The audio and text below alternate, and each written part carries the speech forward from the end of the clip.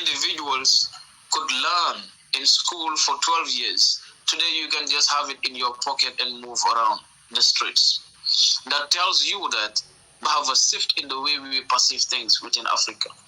I mean, when we look through the African continent, we have seen people who have been speaking just to make sure that our minds are decolonized, just to make sure that we are free in thinking.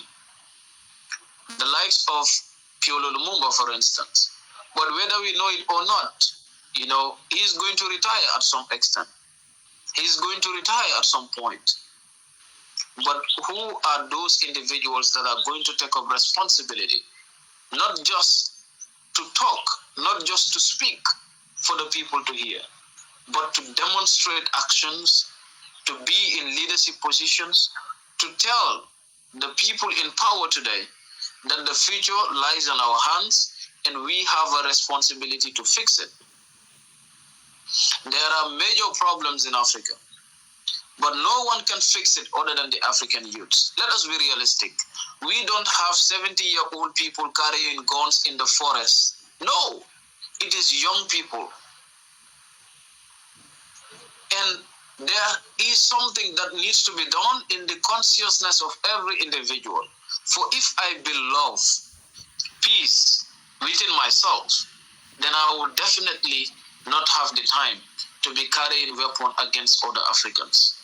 But instead, I will think about solution for African development.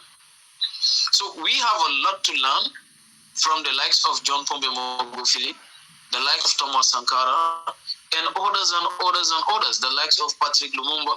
Thomas Sankara was in my age when he started doing speeches, when he started putting questions on the existing phenomena. He stood for the people. And he had to tell them that something needed to be done. And he not just said it, but he took action, see himself as a part of the solution.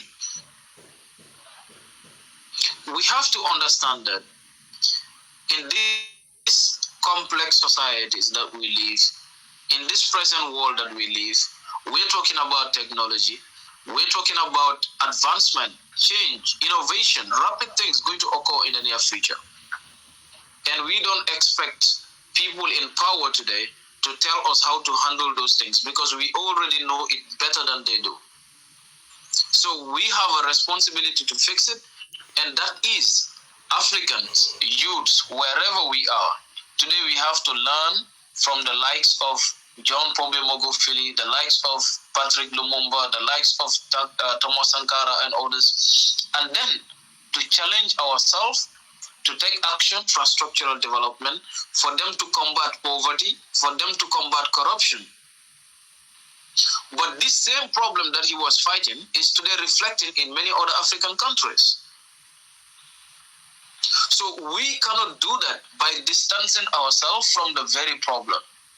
We cannot do that by running away from the continent. We cannot do that by believing that outsiders will come and rescue this continent.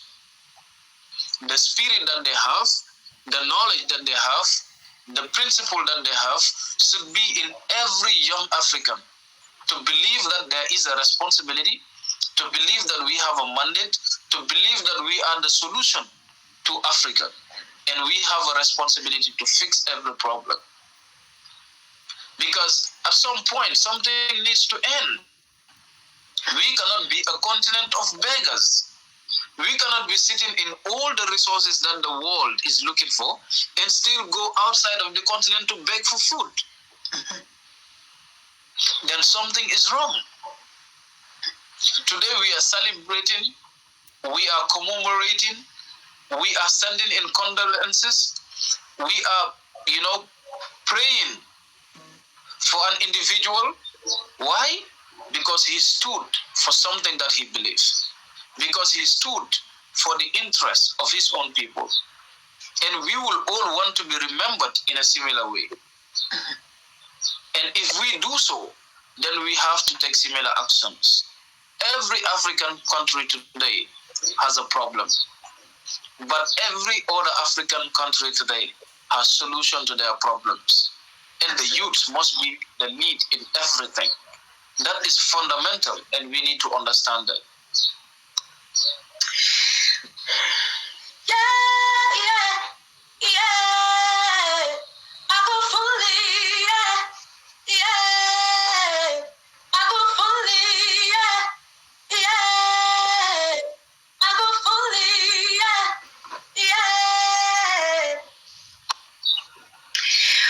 When we look at the diaspora is watching you, and like I said on the first ever show that we start here, that you're the future president of Africa. And one thing that we want Africans worldwide watching us today, particularly the young people, you have a president. You don't need to look for one again. We have to learn to focus our attention and our goals, our hierarchy on what is already given. Excellency, President Honorable Ousmane Touré, like I said, or like we prophesied, is the president of the new Africa. Now you have the diaspora watching you. Your people are not only on the continent, the youth and the challenges and everything is not only on the continent. Even the ones in the diaspora that are being murdered on daily basis, people of African descent that are being disrespected, that have been killed in every corner of the world, that have been marginalized, that have been drowned into the oceans. What is the message that you want to tell them? Yes, I just want to say one thing first.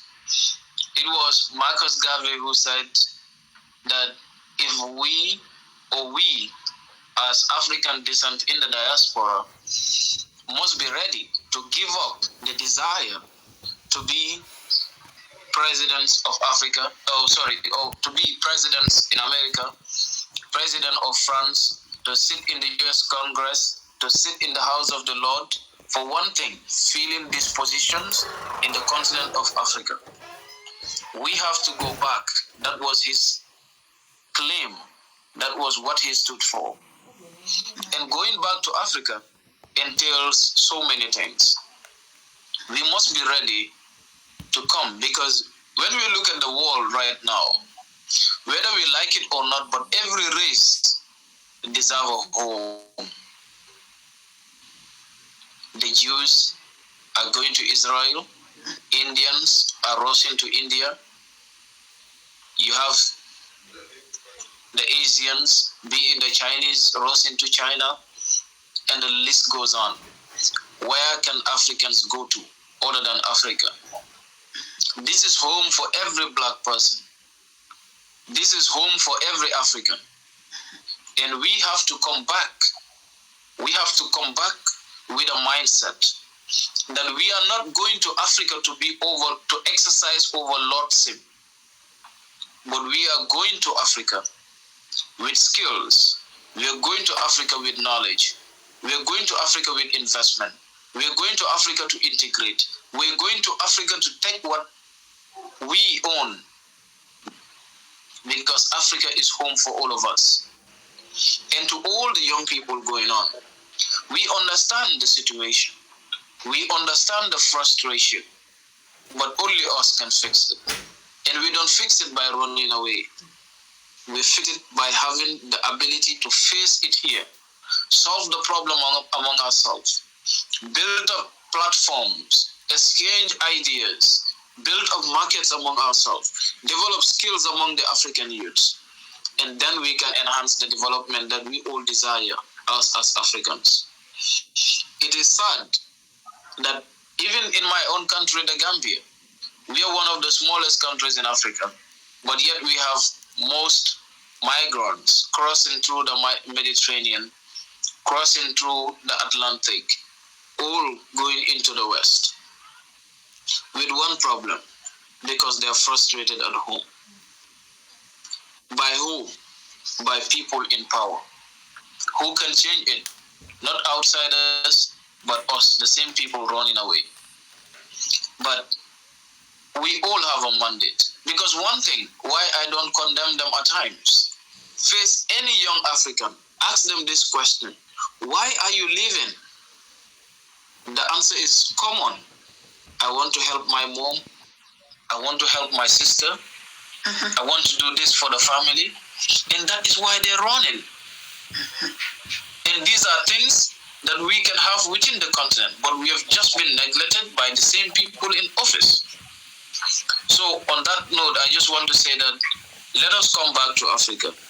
Let us come with an open mindset. Let us come with the idea that we have to come collectively as a people. We have a universal identity, and that alone is important. Build a united Africa. Work on the African history, because a lot of destruction has occurred. A lot of destruction. Colonialism have destroyed a lot in Africa. And we have to come to terms. We have to understand that yes, this has happened to us, but we cannot stay here. We have to move forward. And to do that, the diasporians, Africans living abroad, they are the biggest partners of this continent. Because in one way or the other, with all the remittances that they are sending into Africa, with all the supports that they are sending into Africa, if well channeled, Africa will no longer need the World Bank. We will no longer need the IMF. We will no longer have to go to China and beg for paper money. We will no longer have to go to Saudi Arabia and beg for projects. We will no longer have to be following US government for certain interventions. We have to understand that we have resources, we have people out there, and let us channel this in a good and timely manner, well structured for the benefit of Africa as a whole. So thank you. Thank you very much, My Excellency. I have one last question from us, and then we would be rounding up this address from Honorable Ousmane Touré, who just came in